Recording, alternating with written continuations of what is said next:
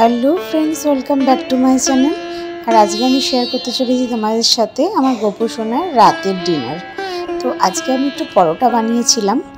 তো পরোটার সাথে আর আমি দোকান থেকে কিনে নিয়ে এসেছি একটু ক্ষীর। তো এটাই আজকে আমার সোনা গোপাল সোনা খাবে। তো দেখো আমি ওকে খাইয়ে দিচ্ছি।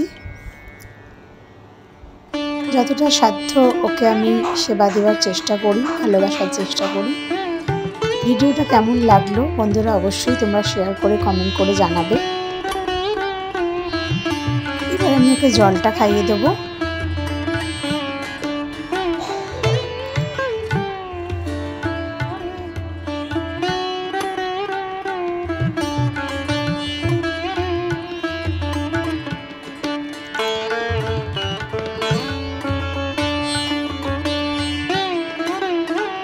এবার এটা আমি রেখে দিচ্ছি। আর এটাই হয়ে যাবে আমার গোপু সোনার প্রসাদ। এটা আমি পরে সেটা খেয়ে নেব।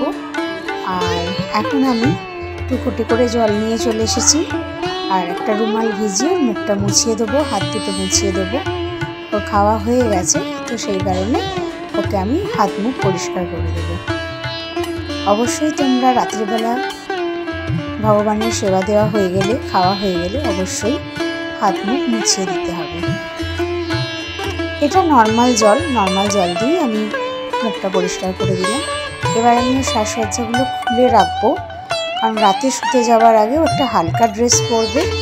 আর এগুলো তো সারাদিন একটু সেজে গুজে বসে থাকবে, তো এগুলোকে আমি ওকে চেঞ্জ করিয়ে দেবো। আর এই ড্রেসটাও সারাদিন পরে আছে, তো সেই জন্য এই ড্রেসটাও চেঞ্জ করে দেবো। রাত্রিবেলা এখন মোটামুটি গরমকালটা একটু হালকা জামা পরানোর আমি চেষ্টা করি সবসময়।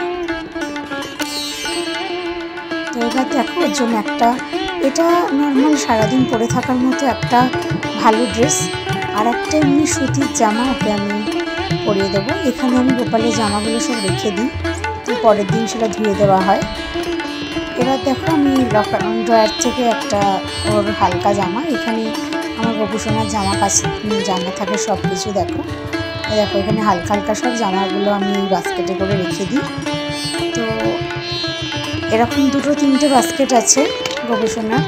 ওই পিছনেই দেখতে পাচ্ছ আর একটা রয়েছে নীল কালারের, ওটাতে সব ভালো জামা থাকে, মানে কোথাও পরে যাওয়ার বা পুজো পার্বণে পরার সেরকম। তো এই হালকা সুতির জামাটা আমি এখন পরিয়ে দিচ্ছি।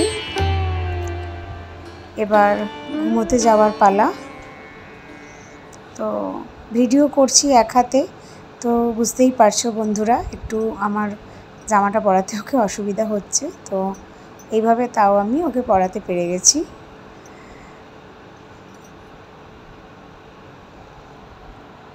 তো জামাটা পরানো হয়ে গেছে।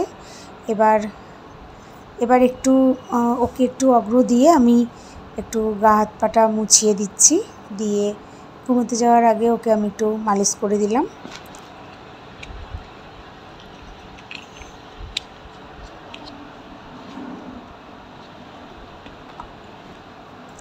তোমরা সবাই জানো ভগবান শ্রীকৃষ্ণ সাজতে খুব ভালোবাসতেন।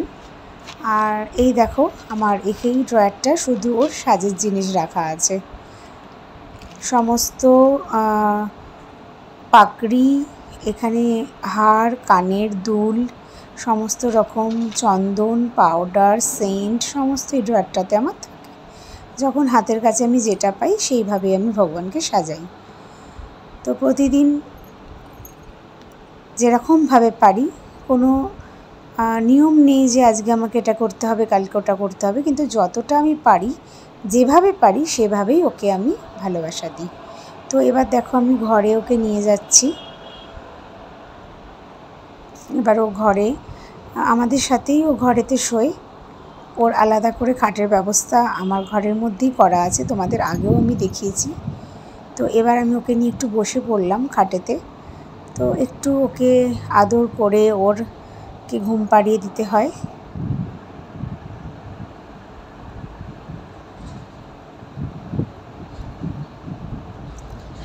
তো এইভাবে দেখো আমার কোলে বসে আছে। তো প্রতিদিনই এটা তাই হয়। কোনো দিন আমি শুইয়ে দিই, কোনো দিন আমার হাজব্যান্ডও শুইয়ে দেয়। তো এই দেখো ওর খাট, এখানে চাদর বালিশ সমস্ত রেডি। এবার ওকে আমি শুইয়ে দিলাম। তো শুইয়ে দিয়েও ওকে এইভাবে একটু চাপড়ে দিতে হয়।